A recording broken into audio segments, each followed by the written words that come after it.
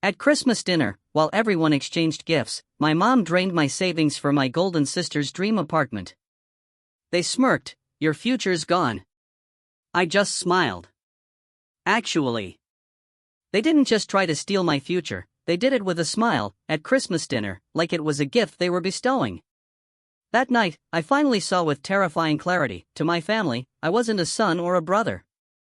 I was just a wallet, a resource to be plundered, and they truly believed I'd just rebuild. You know that feeling when you walk into a place that should feel like home, but it's just off? That was me last Christmas Eve.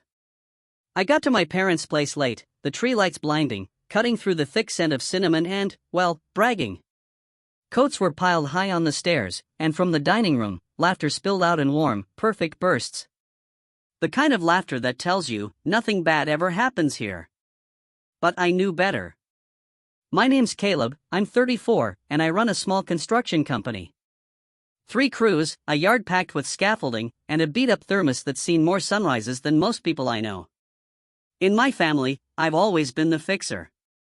The quiet adult in the background. The guy who knows a guy, who shows up first, leaves last, and God forbid, never complains. This house? I practically built it myself, growing up. I remember the banister scratch near the middle post, that was me, age 12, helping Dad. The pantry hinge that still squeaks on humid days? Yep, also me. I actually keep a toolkit in my trunk, because I'm that son. The one who changes light bulbs before anyone even notices they're dead. Every Christmas, I come loaded with batteries, duct tape, and enough patience to assemble a dozen toys at midnight. But last Christmas, I brought something different, a profound, unsettling quiet. My mom, in her lucky red sweater, spotted me first. "There he is," she chirped, a big, beaming smile for the room, but a smaller, almost apologetic one for me. "We were just talking about you," she added. "Only good things, I hope," I replied, the usual family script playing out. "Of course," she said, in that tone that always means the exact opposite.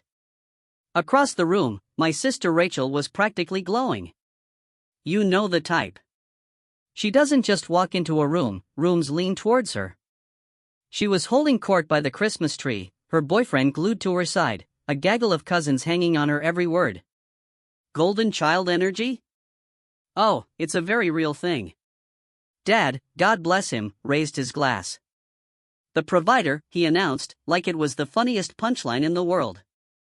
Everyone chuckled. And me? I just laughed too, because that's my line. Affable. Reliable. Grateful.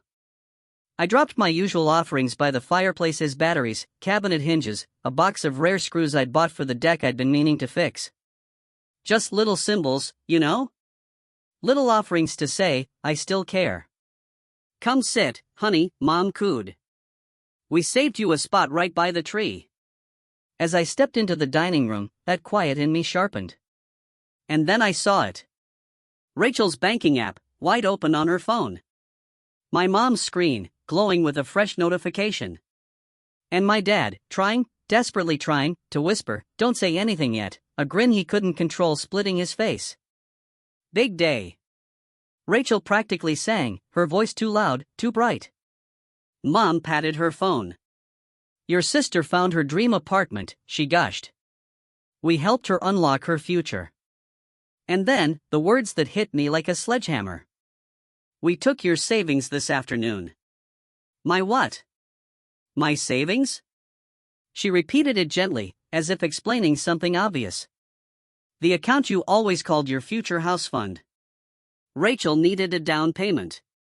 It was so time-sensitive. We just handled it. As parents. You know you can rebuild, Caleb. You're a builder. Rachel, meanwhile, gave me that closed-lipped smile she reserves for her biggest victories. "You'll make more, Caleb. I really need stability right now." Dad, oblivious, lifted his glass again, to new beginnings. Everyone waited. For me to be steady. For me to fix the mood. For me to say, "Oh, of course." But I didn't. Instead, I smiled. and it wasn't some unhinged, crazy smile. It was that tiny, involuntary smile you make when a complex blueprint finally, clicks into place. "What's so funny?" Rachel asked, her voice laced with suspicion.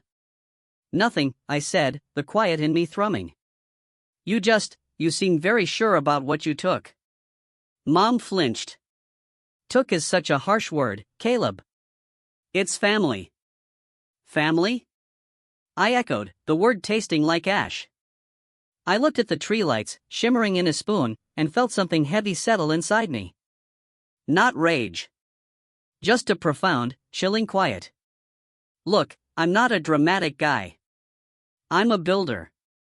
My life runs on bid calendars, change orders, and the weather app. My mornings start at 5:30 with coffee and that dented thermos, and they end when the last site is locked up tight. I keep receipts for everything.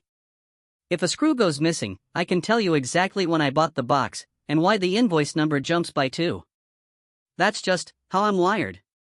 Dad taught me to inventory the garage at 12. Mom taught me that family, for us, was a ledger, credits for obedience, debits for independence. Rachel, well, she just learned she was golden. And me? I learned I was background. When we were kids, Rachel got a brand new bike for getting an AB in algebra. I got an actual lecture for getting an A and daring to ask for a used skateboard. At 16, Rachel crashed Dad's Camry. The next week, they were out buying her a brand new, safer car because of her anxiety. At 19, my beat-up truck blew a head gasket. Mom just shrugged. "You'll figure it out, Caleb. You're resourceful."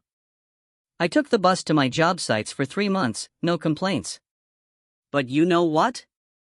I found work I truly loved. I apprenticed under a foreman who smelled like cedar and old coffee, and he taught me how to float drywall so smooth it reflects the whole room back at you. I started my company out of a borrowed garage and a second-hand trailer, the old logo ghosting under a fresh coat of paint.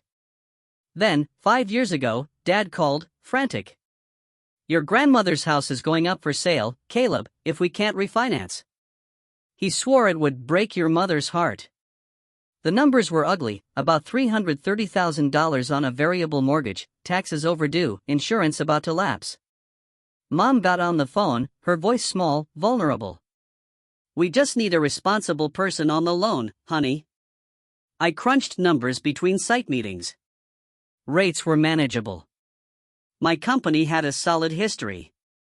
I could cover it, barely, if I cut my own salary, delayed equipment upgrades, and hustled for bigger, higher-margin kitchen remodels. But keeping that house? It just felt right. So, I signed.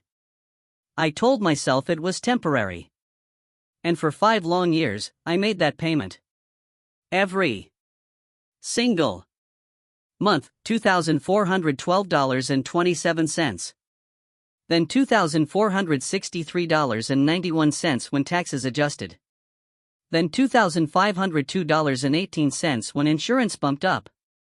I paid when the weather froze our pores. I paid when a developer delayed a draw. I paid when my transmission died on a Tuesday. I fixed the roof after a windstorm. I rewired the breaker that kept tripping because Dad loves his garage space heater. I installed a sump pump. I bought a new water heater and wrapped it with a bow, calling it a Christmas gift. Rachel? She'd pop by on Sundays, snap a few photos for her Instagram feed, then disappear.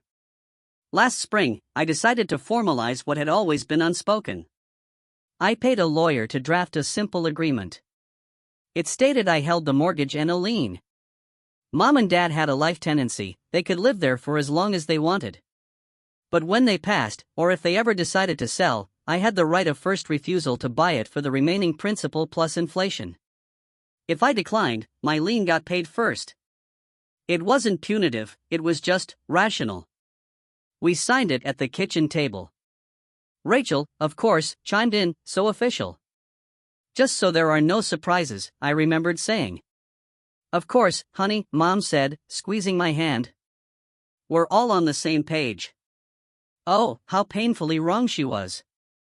3 months later, a thin envelope arrived at my office. County Recorder. I figured it was just the annual property notice. But it wasn't. It was a copy of a quitclaim deed. In plain English, my name had been wiped from the deed history. A family transfer had gifted 100% ownership of the house to Rachel. No call. No warning. Just, done. It had been notarized by her friend's boyfriend, downtown somewhere. The stamp date matched a night Mom had texted me, "Dinner's hot if you want to stop by." I'd missed it, laying subfloor in some townhouse. I just sat in my truck, parked behind the yard, staring at that paper until my coffee went stone cold. The thought that screamed in my head, they really think I'm just a wallet. I didn't confront anyone then. I didn't vent online. I did what I always do. I started measuring. Every receipt, every invoice, became part of a meticulous project file. I scanned the deed, highlighting the date, the notary block. I pulled 5 years of mortgage statements, every single one, and saved each PDF. I exported my bank ledger, showing every payment leaving my account on the first of the month, like clockwork. I filed all the invoices for the roof, the HVAC, the sump pump. I even photographed the serial number plates. I requested the notary's journal entry. I checked the county index to see the filing sequence. The rush, the sheer haste, was obvious. And then, I circled clause 4.7 in our life tenancy agreement. The one that stated, no transfer of ownership may impair the mortgage's lien or right of first refusal. Any such transfer shall be voidable at mortgagee's discretion. Bingo! I even dug up screenshots. Mom, 2 weeks before the quitclaim, texting, "The house feels safe with you on paper, honey." Rachel, help with my apartment search. You're so good at boring things. Winking face dad, don't overcomplicate it, Caleb. It's family. And then, the other half of their scheme. I reviewed my accounts. Like any small business owner, I keep operating, payroll, taxes, and personal funds separate. 2 years ago, after a break-in at one of my sites, I created one more account. I nicknamed it Future House Fund. On paper, it looked like a simple savings account. But in reality, it was a highly restricted holding account, tied to a trust my lawyer had set up. It was for crew retention, and yes, my eventual down payment. Money that could only be used with dual authorization for very specific purposes, equipment purchases, payroll emergencies, or the acquisition of my first personal home. I filed the trust. I set up audit alerts. I even moved my real liquid savings to a different bank. The Future House Fund kept a healthy balance, a show of discipline, but it was locked down tighter than a drum by that trust language and a bank clawback policy. Any misdirected funds, it stated, must be returned to the originating trust upon notice. So, when Mom told me on Christmas that they'd helped Rachel using my Future House Fund, everything clicked into place. Like joist on layout marks. It explained their grins. The speed. That smug little word, handled. They'd found an old key, a joint recovery form Mom signed when I was 21, and they just used it. They thought it was just savings. They had no idea about the trust language, the dual authorization, the audit alerts. Or about clause 4.7, sitting there like a hidden beam in the walls of our agreement, waiting to be found. Even then, I didn't want a war. I just wanted daylight. Boundaries strong enough to stop a leak without flooding the whole house. But then came Christmas dinner. The smirks. And that casual, cruel pronouncement, "And now you've lost your future." Something in me finally, sat up straight. I didn't storm. Didn't shout. Didn't even raise my voice. I just slid my phone out of my pocket and placed it face down on the table. The room buzzed lower, the chatter dying down. Rachel reached for her water glass, her eyes darting to my phone. Mom delicately placed her fork down. Dad crossed his arms, his smile gone. "Caleb," Mom said softly, her voice dripping with practiced pity. "We know this is a shock. But you're strong. You'll rebuild. Your sister has a chance she won't get again." The realtor said things move fast. "Things do move fast," I replied, my voice steady, almost detached. "Deeds, too. Dad's mouth pinched. Oh, not this again. I looked at Rachel, straight into her eyes. When did you sign the quitclaim, Rachel? She blinked, her golden facade cracking. What quitclaim? The one that puts the house solely in your name, I said, not missing a beat. Butter knives hovered midair. Mom's face didn't change a muscle, but her eyes flicked to Dad. We discussed making things simpler, Caleb, she said, her voice a little colder now. You were always more interested in your business. Keeping paperwork tidy helps everyone. Clause 4.7 says otherwise, I stated simply. Clause what? Dad snapped. In the life tenancy agreement we all signed last spring. I slid a manila envelope from inside my jacket. Not dramatic, just prepared. I placed the single page, the one they'd all initialed, on the table. Clause 4.7 was highlighted in a neat, perfect rectangle. Next to it, I laid the county index printout.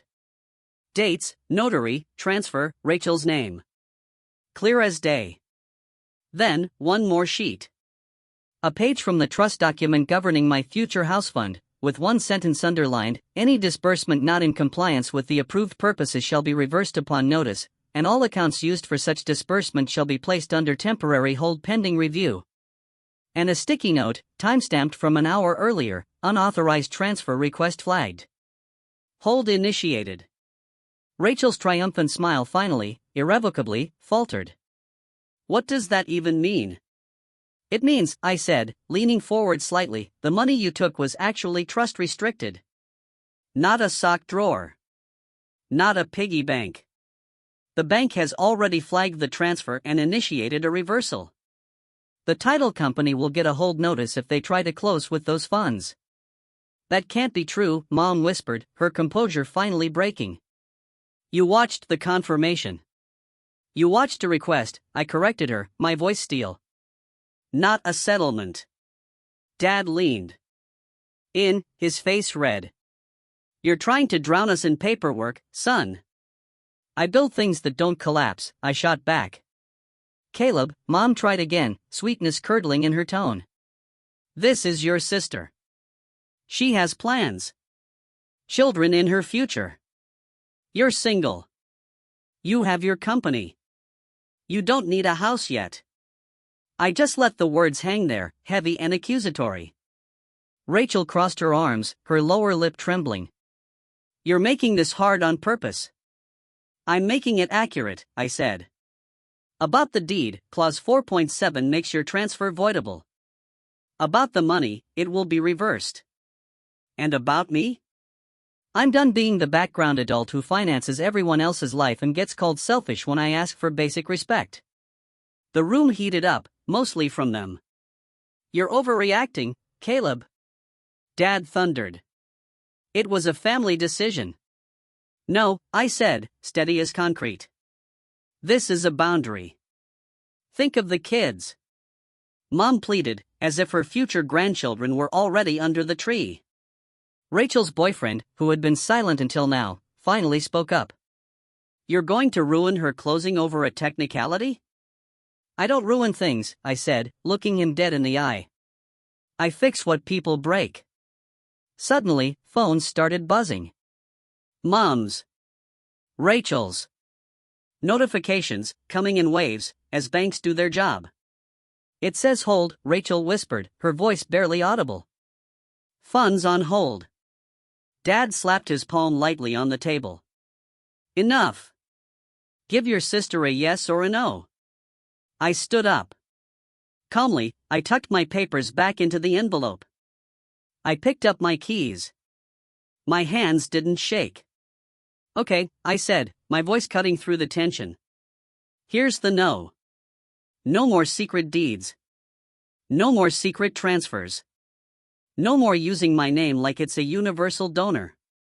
No more you're strong, you'll rebuild as an excuse for taking without asking. And the yes? Mom asked, her voice small, defeated. The yes, I said, is simple. We can meet after the holiday with a neutral lawyer and unwind what you did, in daylight. Or, we can let the bank and the county unwind it. Either way, I'm done being invisible. You're punishing us, Mom accused, her eyes tearing up. This isn't about revenge, I told her, my voice soft but firm. This is about closure. I left the envelope on the table, those highlighted lines visible like hazard tape.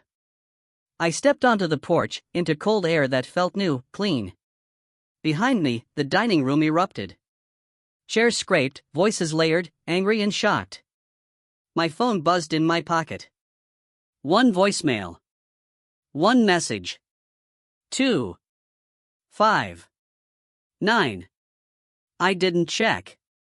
I just stood under the porch light I'd rewired last spring, and let the December quiet settle over my shoulders. The next 48 hours? Oh, they were a missed call volcano. By noon on the 26th, I had 29 calls from Mom, 14 from Dad, 22 messages from Rachel, and 9 from numbers I didn't even recognize, her realtor, her loan officer, even a couple of concerned cousins. You're selfish, Mom texted at 8:02 a.m. At least pick up. Dad, 8:07, be a man. Rachel, 8:13, you're ruining my life. Then, please, at 8:15. Do you want me homeless, at 8:22? Jealous much, at 8:25. Think of the kids I want, at 8:28. You're not even using that money, at 8:29. It was a barrage. But at 8:30, my lawyer called. I'd emailed him the night before, from my truck, just a quick note, holiday emergency. Family transfer deed. Tried to move trust funds. What are my next steps that keep this clean? We spoke in calm, boring words. He filed a notice of interest at the county first thing. He sent a formal letter to the bank, invoking the trust's clawback clause. He even prepared gentle letters for my parents and Rachel, cease any further transfers. Meet with a neutral party to unwind. No threats, just structure. At 10:12, the bank compliance officer, who actually knows me because I brought donuts when they approved my first equipment line, called to confirm. The attempted transfer hit the trust tripwire, Caleb, she said, almost apologetic. We've placed a temporary hold on the receiving account. The title company has been notified. Funds will be returned within 3 to 5 business days, unless a court orders otherwise. I thanked her. I truly meant it. At 10:30, Rachel called again. You're destroying my closing. I'm refusing to fund a purchase I wasn't asked about, with money I legally can't give you, I calmly explained. You could fix this with 1 call, she pleaded. I am fixing things, I told her. Just not the way you want. By lunch, the uncles started chiming in. Family is messy, one wrote in the group chat. Don't be the guy who sues his parents, another warned. As if setting a boundary equals court. As if pointing out a rule is an act of violence. I didn't fight online. I went to a site where my guys were hanging cabinets. I spent an hour setting crown flush. Measure. Mark. Cut. Lift. It was almost a prayer. I brewed coffee. I corrected a layout with a pencil and a quiet, try this. With my crew, I remembered who I was, outside the suffocating family script. It helped. That afternoon, I went home to my apartment above my shop. I locked the door. I turned my phone face down. And I slept. Real sleep. I woke to 10 more messages, then 20, then 40. I muted the threads. Quiet is a skill. And I practiced. The letters went out. Certified. Boring. Beautiful. Please refrain from contacting our client directly. All communications may be directed to our office. That one line worked like a circuit breaker. The call slowed. Natural consequences unfolded without me having to push. Rachel's loan officer called my lawyer, her voice much lower now. The title company confirmed the hold and declined to schedule a closing with disputed funds. The county stamped my notice of interest. The bank reversed the attempted transfer, sending it right back into the trust, with a tidy digital note I screenshotted and filed. In the family group chat, cousins debated, carefully, without tagging me. He could just give half, one wrote.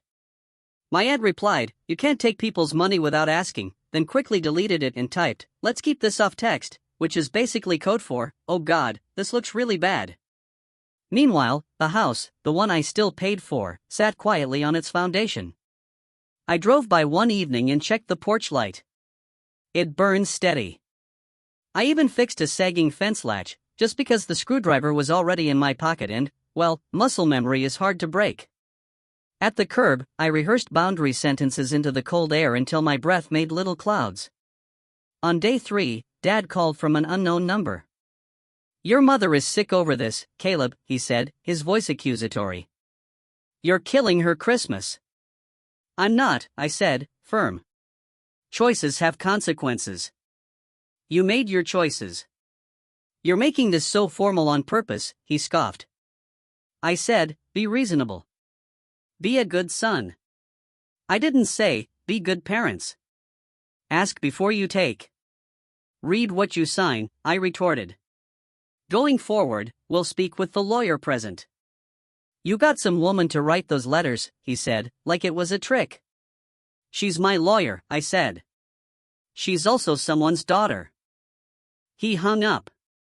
A minute later, he texted a photo of the house at sunset, as if to remind me what he thought I was risking. I saved it anyway. Then I put my phone in a drawer and ran laps around the empty yard. Cold air in my lungs, an ache in my chest, and something uncoiled. Over the next week, the noise faded into logistics. Their lawyer met mine. Words like voidable and rescission did their quiet work. The county recorded a rescission of the quitclaim. Rachel's file moved from clear to close to suspended. Mom sent 3 postcards with nativity scenes, no return address. Like we were strangers. I kept them in a drawer. None of this felt like revenge. It felt like installing a door on a room people had always assumed was theirs to wander through. They jiggled the handle and called it cruel. I called it mine. Inside that newfound quiet, I rebuilt what I should have years ago. A life not constantly running on emergency mode. I slept real sleep. I cooked eggs in a pan I'd bought for myself. I set Do Not Disturb on my phone at 8 p.m. I read the manual for my new miter saw, because reading manuals, for me, is soothing. I bought a plant I'll probably keep alive. I put a hook by the door for my keys. I wrote a card for my fridge, listing what I control, my voice, my time, my money, my patience, my boundaries. Simple. True. It's been 11 months since that Christmas dinner. The house is still there. The porch light still works, because I changed the bulb in July. Mom and Dad still live there, under the life tenancy agreement. The deed is back where it belongs, complicated and honest, not gilded by the lie of simplicity. My lien is recorded, boring, and real. Rachel? She didn't buy that apartment. The listing sold to someone else. She posted online that the market shifted. In March, she texted me, you didn't have to humiliate me. I typed and deleted 4 different versions of I didn't, then sent nothing. Her boyfriend is still around, I think. I don't really know.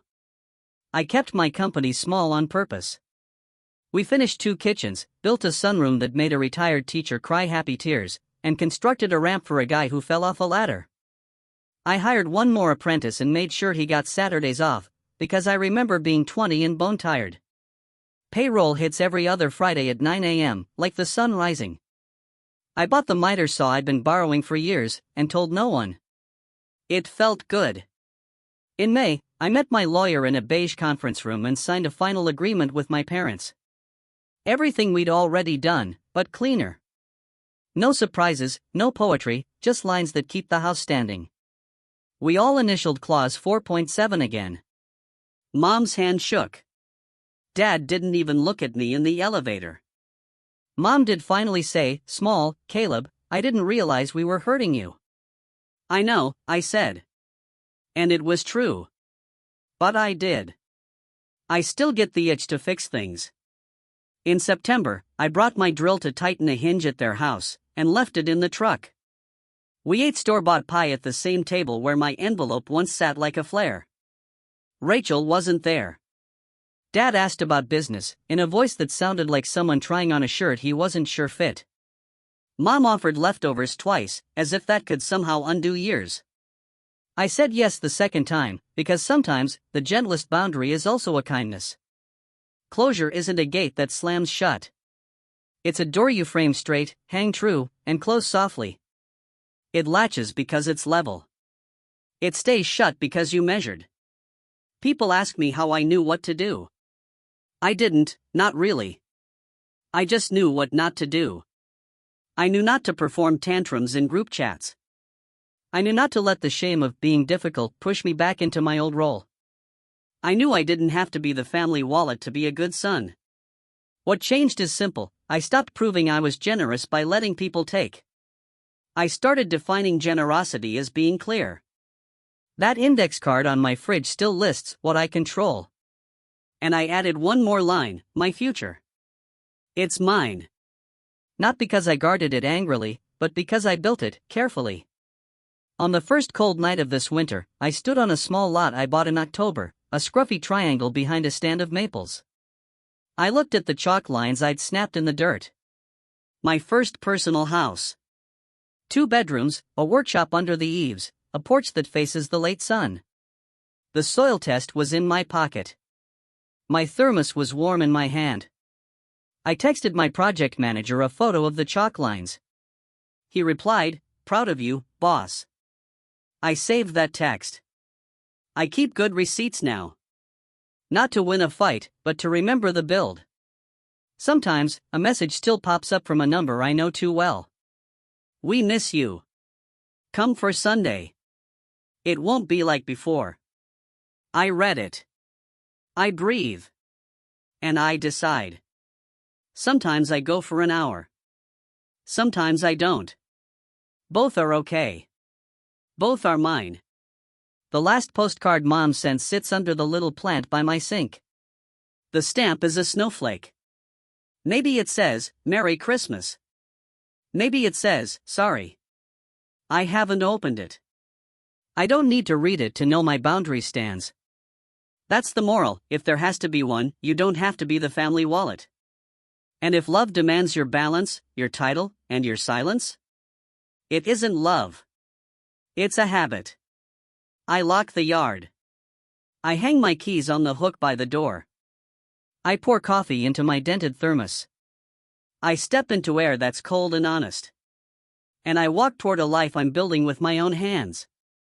Not because I want to fight, but because I finally measured, cut, and set the line where it should have been all along. And I won't let anyone move it.